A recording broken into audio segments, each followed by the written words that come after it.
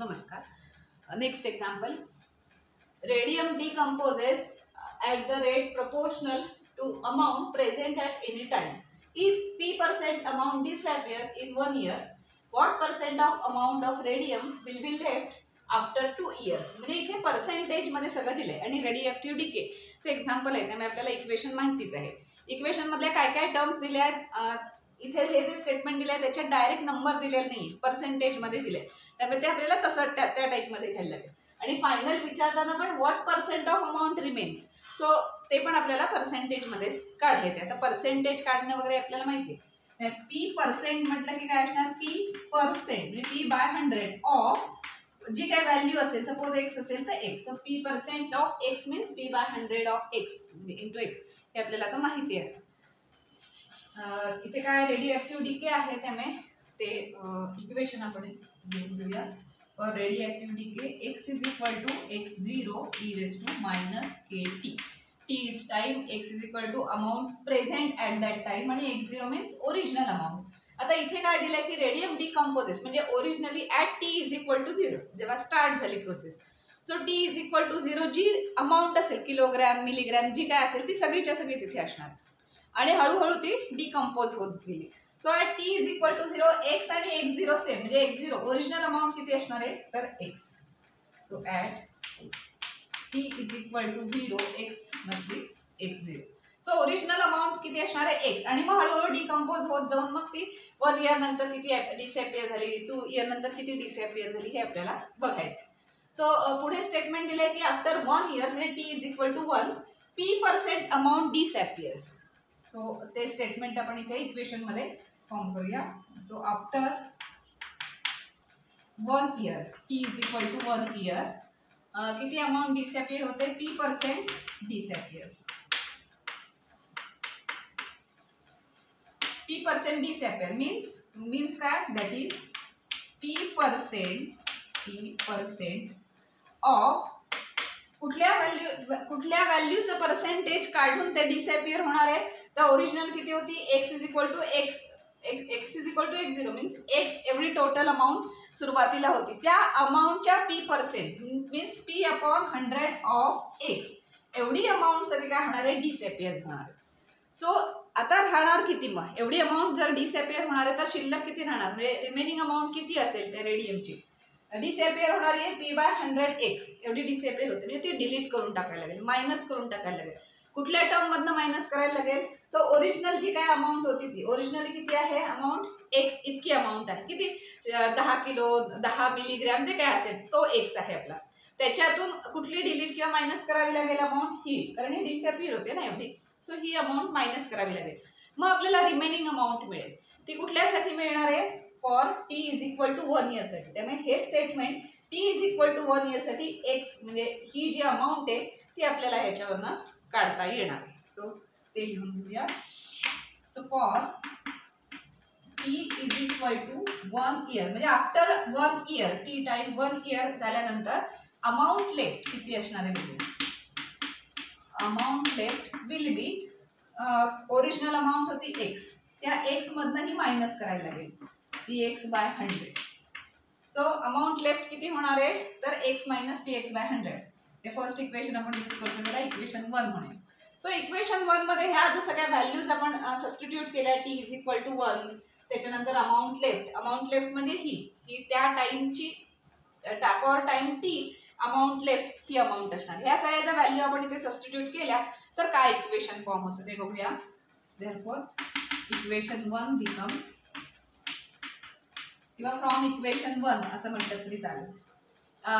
Amount left किती असणार आहे x minus px by 100 is equal to original amount किती होती x हळूहळू डिकम्पोज व्हायला लागलाय ना त्यामुळे ओरिजिनली x इतकी अमाऊंट होती e raise to minus k into t is equal to किती आहे 1. So minus k into 1. आता आपण हे थोडं सिम्प्लिफाय करूया दॅट इम्प्लाइज 100 इथे आले म्हणजे 100x minus px upon 100 is equal to x e raise to minus k. आता x इथे पण न्यूमरेटर मध्ये ह्या दोघांमधून न्यूमरेटर मध्ये कॉमन x घेता येईल त्यामुळे अर्थात तो सगळीकडनं कॅन्सल होणार. हा कॉमन आला बाहेर म्हणून तो आपल्याला कॅन्सल करता. आता e⁻k ची व्हॅल्यू मिळाली आहे, किती मिळाले तिथे घेऊया. That implies e⁻k is equal to 100 minus p upon 100. 100 minus p upon 100. या p ची व्हॅल्यू आपल्याला मिळणार नाही, कारण आपण आन्सर पण पर्सेंटेज मध्येच काढणार आहोत. आपल्याला एक्झॅक्टली किती अमाऊंट असणार ते कळणार नाही. सो याला इक्वेशन 2 म्हणूया. इथे आपण e⁻k ची व्हॅल्यू काढून घेऊ. आता पुढे काय म्हणजे काय फाइंड आउट करायचंय, त्यासाठी कसं इक्वेशन तयार करायचं ते बघूया. What percent of amount will be left, म्हणजे अमाऊंट लेफ्ट किती. आता पुढे काय, पुढच्या स्टेटमेंटमध्ये किती अमाऊंट लेफ्ट असणार आहे ती आपल्याला माहिती नाही आहे, ती आपल्याला फाइंड आउट करायची. किती पर्सेंट अमाऊंट लेफ्ट असणार आहे ती फाइंड आउट करायची. पण त्यासाठी टाइम दिलेला आहे. टाइम किती आहे, 2 years. So next is for t is equal to 2 years amount left आपल्याला माहित नाही ती काढायची. Amount left is equal to किती. आता आपण ते सगळे स्टेटमेंट वरनं घेऊया. फ्रॉम इक्वेशन 1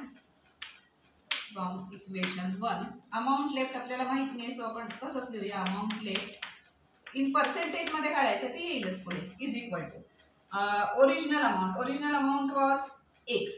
त्याच्यानंतर e⁻k त्याची व्हॅल्यू नंतर घालू आपण इथे. e⁻k इंटू काय येणार 2 ना, कारण आफ्टर 2 years आहे, तर मग e⁻k. आता त्यापैकी ह्या e⁻k ची व्हॅल्यू आपण या याच्यातनं आपण घालू शकतो. So amount left is equal to x into e⁻k ची value from equation 2 100 minus p upon 100. 100 minus p upon 100 and bracket square. So actually इथे बघितलं तर अमाऊंट लेफ्ट हे x आणि p आपल्याला माहिती नाही नंबर्स मध्ये, त्यामुळे ते कधीच आपल्याला फायनल एक्झॅक्टली आन्सर मिळणार नाही, आपल्याला अशाच फॉर्म मध्ये मिळणार आहे. पण ऍक्च्युली आपल्याला इथे मिळालंय की amount left is equal to x into this वगैरे असं. पण जर तुम्ही एक्झाम्पल बघितलं तर त्याच्यात म्हटलंय की what percent of amount left असं म्हटलंय, त्यामुळे ते पर्सेंटेज मध्ये किती आहे ते थोडंसं आपल्याला काढायला लागेल. त्यापैकी कुठल्या व्हॅल्यूचं पर्सेंटेज, तर ओरिजिनल व्हॅल्यूचं x, तो x इथे प्रेझेंट दिसतो. त्याच्यातून 1/100 जर आपल्याला असे बाहेर काढता आले तर उरलेला जो सगळा नंबर आहे तो नंबर म्हणजे तेवढे पर्सेंट अमाऊंट होईल. बरोबर आहे ना. जेव्हा आपण असं म्हणतो की 30% मीन्स काय, 30 इंटू 1/100, त्याला आपण 30% म्हणजे 1/100 जर आपल्याला असे बाहेर काढता आले तर रिमेनिंग जो न्यूमरेटर मधला जो काही नंबर असेल त्या तेवढे पर्सेंट असं आपण त्याला कॉल करू शकतो. सो ही अमाऊंट म्हणून आली, पण पर्सेंटेज मध्ये म्हणून जर मेन्शन करायचं असेल तर x हा टोटल नंबर आपल्याकडे आहेच, आपण नेहमी सारखं लिहूया आहे 100 minus p upon 100 square of x. आता इथे 1/100 जर कुठे आपल्याला सेपरेट काढता आले तर बघूया. आता इथे स्क्वेअर आहे, त्यामुळे या 100ला जर आपल्याला बाहेर आणायचं असेल तर आतमध्ये 100 इंटू 100 असं दोन आहेत ना, कारण स्क्वेअर आहे. पाहिजे तर न्यूमरेटर डिनॉमिनेटर सेपरेट करून घेऊ, म्हणजे लक्षात येईल की 100 minus p ब्रॅकेट. आज सॉल्व वगैरे करायचं नाही, कारण आपल्याला फक्त पर्सेंटेज काढायचे. आणि 100 इंटू 100 न्यूमरेटरला स्क्वेअर दिला, डिनॉमिनेटरला स्क्वेअर दिला इंटू x. आता हे जे त्यातले एक 1/100 आपल्याला लागणार आहे ते आपण सेपरेट करून घेऊ. So 100 minus p square upon 100 into 100 किंवा x upon 100. म्हणजे x/100 इथे राहिलं तर हा टोटल नंबर आहे. आपल्याला माहिती की टोटल सुरुवातीची जी काही रेडियमची जी काही ही होती क्वांटिटी होती ती तिथे आहे. आता एवढे पर्सेंट, पण ह्याच्यात थोडंसं सिम्प्लिफाय करूया. सो हा सगळा नंबर आहे तेवढे percent of this x amount will be left, असं ते आन्सर सगळं आलेलं आहे. फक्त इथे थोडंसं आपण सिम्प्लिफाय करूया. आता या 100ला परत आत नेताना 100 म्हणून आत नेता येईल का? जर बाहेर नंबर असेल तर त्याला स्क्वेअरच्या ब्रॅकेटमध्ये आत नेताना काय करायला लागतं, स्क्वेअर रूट घेऊन, म्हणजे त्याचा जो स्क्वेअर रूट आहे तो आत जातो. म्हणजे 10 हा नंबर, 10 हा नंबर आत जाणार. लक्षात आलं ना. आता ह्याला परत असं कॉमन जर स्क्वेअर करायचं असेल तर 100 ठेवून चालायचं नाही, ह्याचा स्क्वेअर रूट ना, कारण हा बाहेर असताना 100 होता, स्क्वेअर मध्ये जाताना तो आतमध्ये 10 होईल, कारण परत बाहेर येताना तो 100 होईल. तर अल्जेब्रा आहे साधा. So which is equal to common घेऊयात आपण 100 minus p upon 10 bracket square. कुठे काही चुकीचं लिहिलंय का बघा.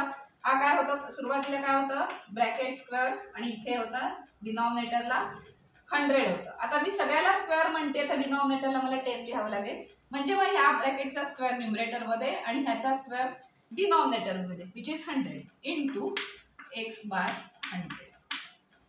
आता आपण ते पर्सेंटेजमध्ये म्हणू शकतो, कारण ही सगळी टर्म, या सगळ्या टर्मला काहीतरी तुम्ही एक के वगैरे के असं काहीतरी वाय वगैरे काहीतरी कन्सिडर केलं तर आता इथे लिहिणार नाही आपण तसं. पण आता हे दिसतंय बघा पर्सेंटेज सारखं. आता हे जर सेपरेट करायचं झालं तर 100/10 जेवढं आपल्याला सिम्प्लिफाय करता येईल तेवढं आपण करायचं, बाकी काही नाही. Into 1/100 of x. सो 10 आणि याच्यात कॅन्सल झालं म्हणजे झालं इथे 10 राहिले मायनस p/10 राहिले स्क्वेअर राहिलं इंटू 1/100 ऑफ x. सो हा जो नंबर आहे तेवढे पर्सेंट अमाऊंट आता शिल्लक राहिली असं आपण म्हणू शकतो. एवढे पर्सेंट अमाऊंट राहिली असं का आपण म्हणणार, कारण पर्सेंटेजचं जे फॉर्मॅट आहे तो आठवा. पर्सेंटेजचा फॉर्मॅट कसा असतो मगाशी आपण बघितलंय की सपोज आपल्याला काहीतरी 40% ऑफ 500 असं म्हणायचं असेल तर आपण कसं लिहितो 40% ऑफ 500. हा त्याचा फॉर्मॅट आहे ना. सो कसं आलं ते means 40 into 1/100 into total number 500 हा त्याचा फॉर्मॅट आहे. मग तेच आलं इथे, हा नंबर आहे एक into 1/100 of total number x. So एक्सच्या किती पर्सेंट झाला आणि नंबर किती आला तर 10 - p/10 स्क्वेअर पर्सेंट एवढी अमाऊंट लेफ्ट राहील. हे लक्षात आलं. हा पर्सेंटेजचा फॉर्मॅट आहे ना, त्या फॉर्मॅटमध्ये आपण आणलं इथे कारण आपल्याला आन्सर पर्सेंटेजमध्ये विचारलं, नंबरमध्ये नाही. त्यामुळे आपण ते तसं थोडंसं रिॲडजस्ट वगैरे केलं आणि ह्या फॉर्मॅटमध्ये आणलं. आता आपण लिहू शकतो therefore after 2 years amount left will be किती पर्सेंट असेल तर दिस 10 - p/10 bracket square percent. p माहिती नाही त्यामुळे आपल्याला नंबर कधी तिथे कळणार नाही. पुढचं 1/100 इंटू x लिहायचं नाही कारण आपल्याला पर्सेंट म्हणायचं आहे ना. सो हे पर्सेंट म्हणजे 1/100 आणि ऑफ एक्स म्हटलेलंच आहे सुरुवातीला. त्यामुळे त्या एक्सच्या किती पर्सेंट अमाऊंट राहील तर एवढी अमाऊंट तिथे शिल्लक राहील असं दिलेलं. सेम तसंच होतं जे आपण आधीचे एक्झाम्पल सॉल्व्ह केले. ग्रोथ डिके असेल त्याच टाईपचं आहे ते. इक्वेशन कन्सिडर करायचं, मग ओरिजिनल व्हॅल्यू घ्यायची, एक्स काही ठिकाणी एक्स काढायला लागतो, कधी टी काढायला लागतो वगैरे, ह्याच फॉर्मॅटमधला आहे. फक्त इथे डायरेक्ट नंबर कुठेही नव्हता, पर्सेंटेजमध्ये दिलं होतं म्हणून हे अशा फॉर्ममध्ये.